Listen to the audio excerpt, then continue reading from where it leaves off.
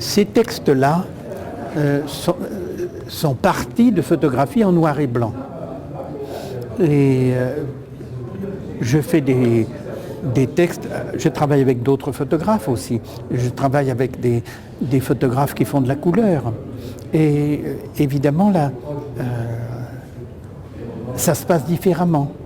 Mais il y a un point qui est très important, et ça c'est dans la relation entre le noir et blanc et le texte, et c'est aussi vrai pour la gravure que pour la photographie, c'est que le texte, de même qu'il restitue le mouvement dans la photographie, eh bien, il s'efforce aussi de restituer la couleur.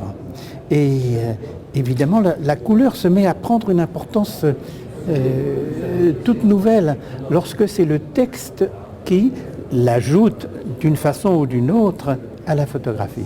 Voilà, il y a 3 images de Venise là. Et puis à côté, il y a des textes qui ont été suggérés par ces images et qui vont avec ces images. Alors,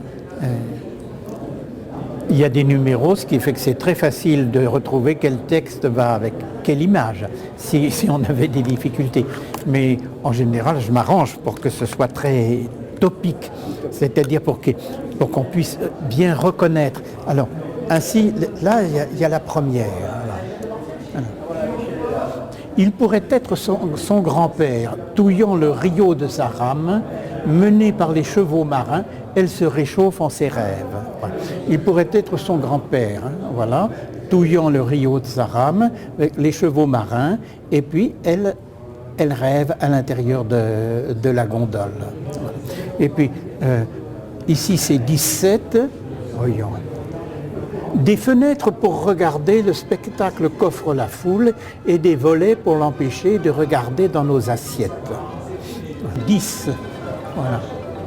Ce n'est certes pas le trafic du grand canal qui distraira le lecteur surveillant le monde depuis le balcon d'un journal. Alors, voilà ici, donc, ce Vénitien qui lit son journal dans un balcon. C'est le bout d'une ruelle avec l'entrée d'une maison, là. Et puis ça, c'est le grand canal avec tout son trafic et ce monsieur qui est complètement concentré sur la lecture de son journal.